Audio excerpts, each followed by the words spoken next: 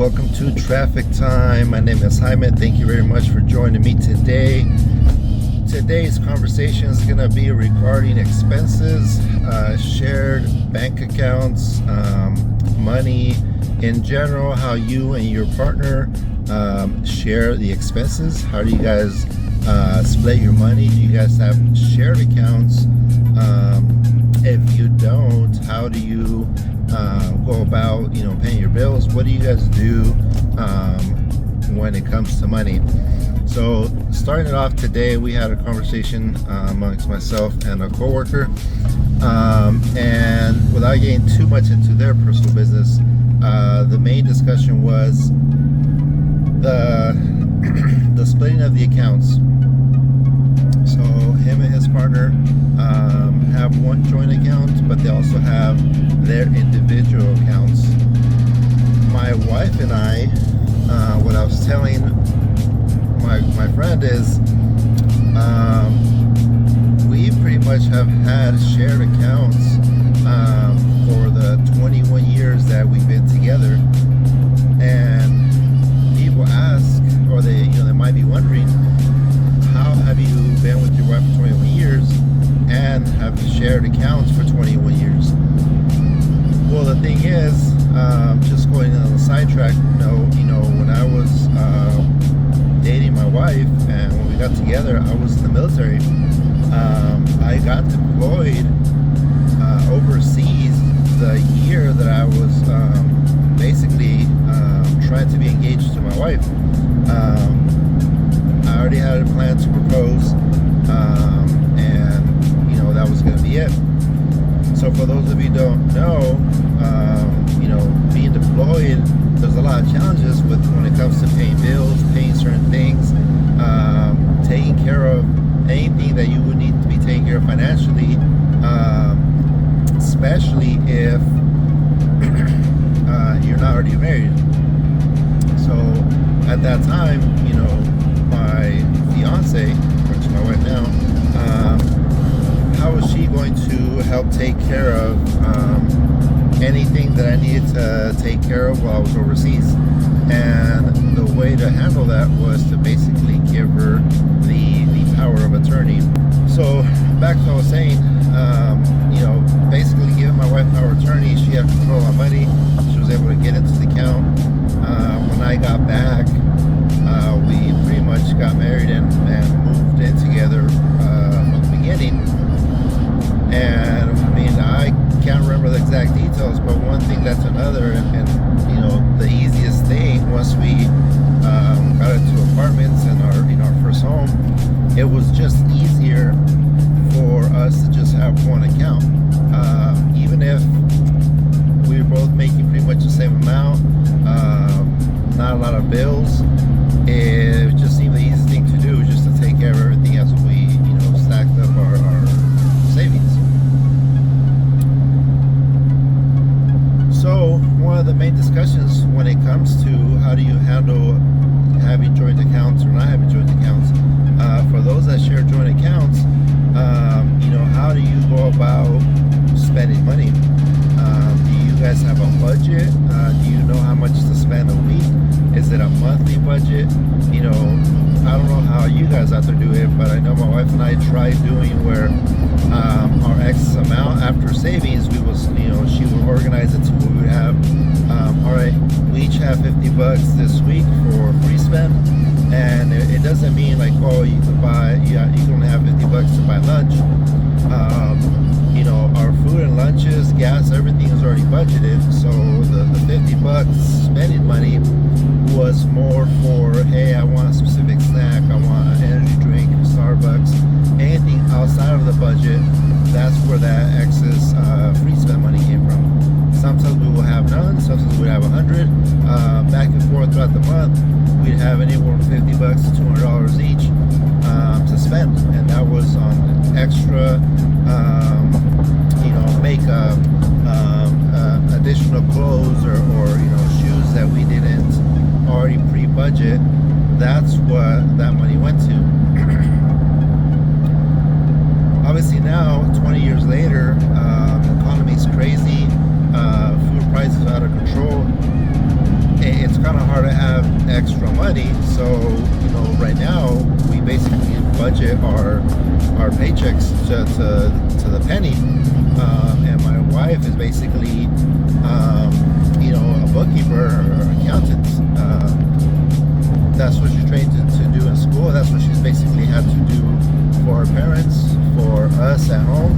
So she's gotten really good at controlling money and budgeting and having that rollover budget. So even if on paper you looked at it, we barely cover, and sometimes not enough to cover our monthly expenses, she can make it work because she has that rolling budget of she knows what's coming in, what's about to go out in between paychecks, and that's how we manage our shared account. We used to have, before we closed another account, which we have to kind of start up and do it again, I used to have an account, or say we had an account that I would put, I believe about $100 a check to that account. So it'll auto draft, it would go to that, and that would be our car account. So, my job is to basically take care of the vehicles, pay the registrations, do the oil changes, buy parts, whatever it is we need for the cars. Those $2,400 a year would essentially take care of all those parts. Now, a bigger expense came up where, we had to take care of a transmission. That's like $2,000, or we needed, God forbid, a new engine, whatever that. Then obviously we'd have to rebudget and throw some more money into that account to pay for everything. But typically, tires, batteries, things that normally go out every few years or every other year, that's where that money would come from. So we already had it budgeted to go to that account, and that's how we manage that one.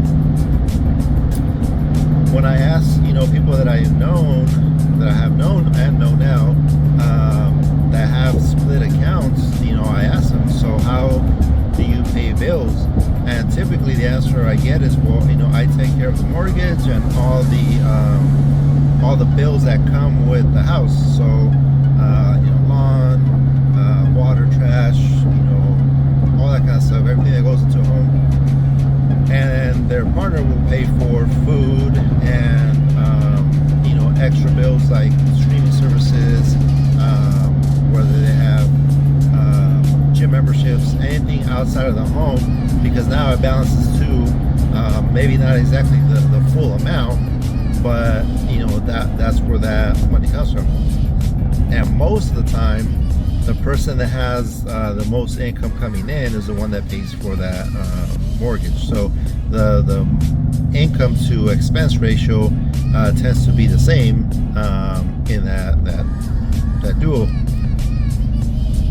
And after they already had their bills paid and they budgeted everything, that's when they have all their free money.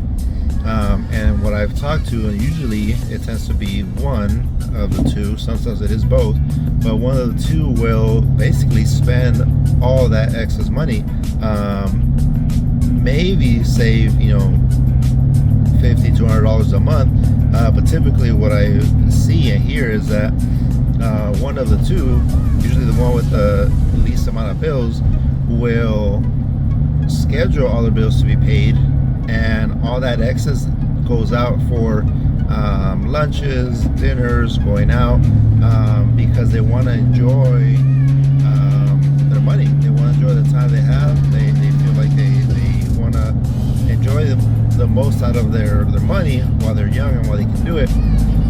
Which on one part, my wife and I agree to a certain extent. You want to be able to have fun and not be locked down and then wait till you're 40, 50, 60 years old before you really start having some fun and enjoying your money, because you're not guaranteed, all those years. But at the same time, if you have the ability to save, if you have the ability to stash money and, have some fun with that money at the same time, we recommend that people save that money. We did it for a while too. When we did have that excess amount, my wife would make sure that a certain amount was always going to basically the emergency fund. Now that she works in the school system, has a summer saver that basically builds up money throughout the year, and it also accrues a lot of interest, or a higher interest than normal, so that it pays out the month that she's supposed to be out of school because she's in the school schedule, right? And that helps kind of compensate for the check that she doesn't get. She only gets, I believe, 11 checks.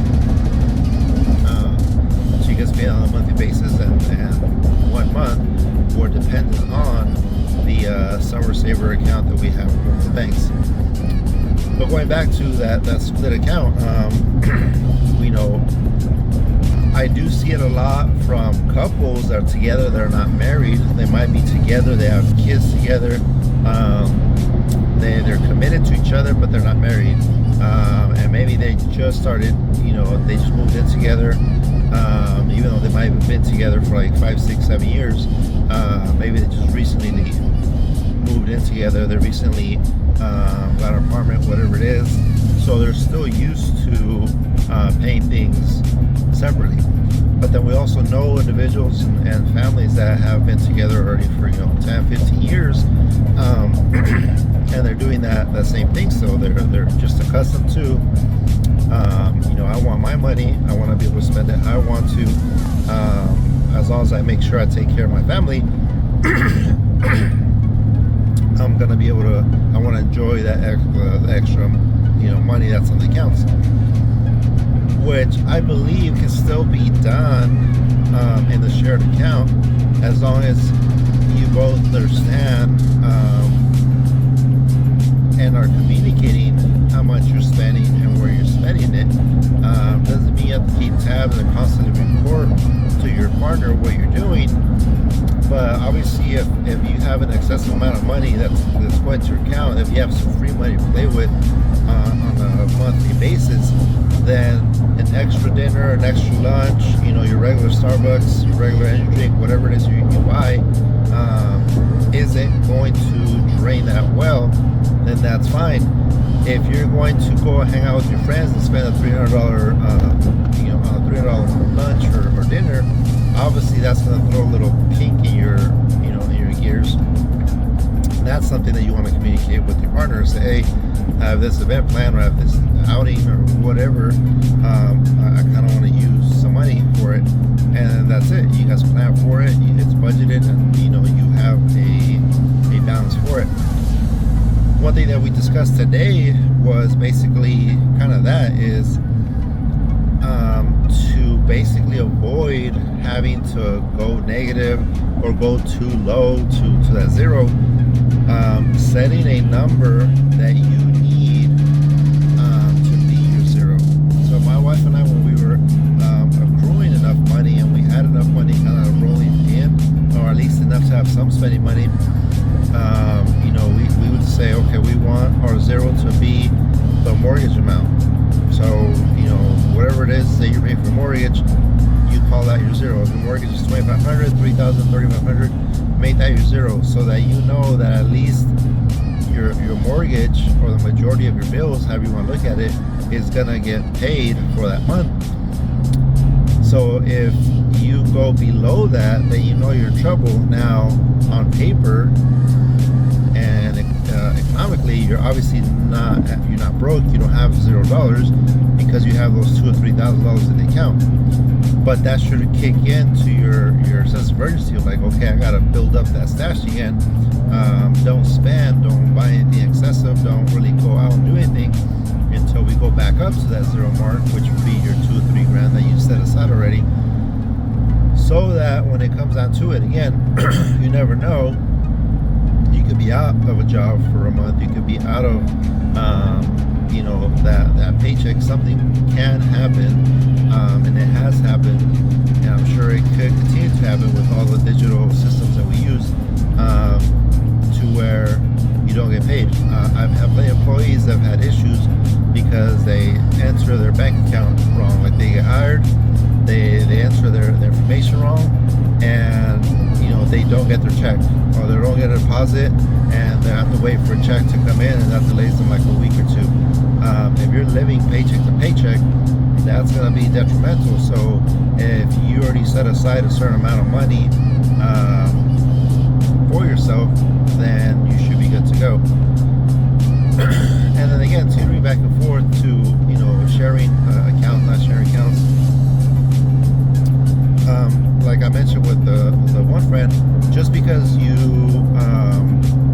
like to have split accounts doesn't mean you can't have one shared account for the majority of the bills or all the bills. You basically budget and you sit down and say, okay, I'm gonna pay for the mortgage and anything that's to do with the house. That's $3,000. You're paying for every other bill, and that adds up to $2,200. So if you want to do it all from one check, if you make that much and it all goes into the account, great.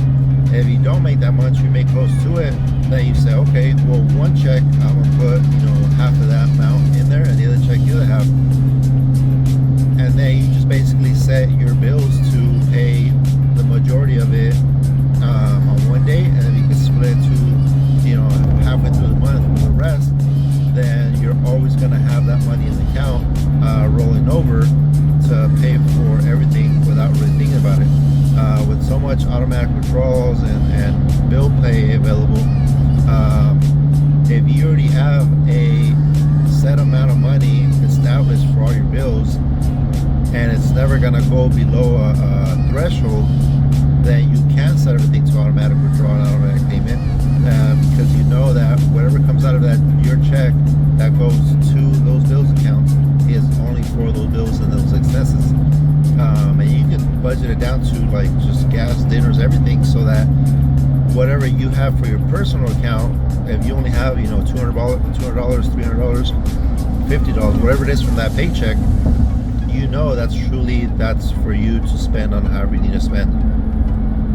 Obviously, again, like I said, things come up. You communicate with each other, say, hey, we budget everything, obviously, and I have my excess money, but I bought this for, you know, for somebody else. There was a gift, there was a birthday, there was something that you spend out of the norm that created you to go to zero, or you basically need money to pay for something. Then you just communicate with each other, and your partner might have it available in their account and pull it out, or they'll just say, okay, well then let's just take it out of the bills account. We have that extra amount. We'll replenish it, or you replenish it as soon as you can, and we're good to go from there. So things can be worked through and talked through, and can be balanced when you share an account for bills. But again, goes back to me. My wife is amazing and great with managing and budgeting. Obviously, I try not to depend on her, but that is just something that she is capable of, that is difficult for me to do just because of the dynamic of our home and our lifestyle. So obviously I help do what I can with bills and paying and budgeting, but it all comes from her. So for me, I do my best to not really spend any excessive amounts. I might buy a $20 thing here, $40 there. I'll put gas, and I might go over the budget a little bit, which is still an issue when you have certain out of the norm bills that drain your account, because if you are doing that all throughout the year, then you're never going to build up that account to be able to pay for emergency items, right? So we just had the battery on this truck go out about a month or two ago. That's $200 right there. I mean, we don't own brand new 2025, 2026 model cars, so things are gonna be needed for these vehicles, and if we spend all our excess amounts on random things throughout the year, we're not gonna have any money for that. So that's pretty much it, guys. I just want to kind of dig into that, see what people experience, what everybody has in their dual. Hopefully you guys enjoy the conversation. Thank you guys for driving with me, and you guys have a great night.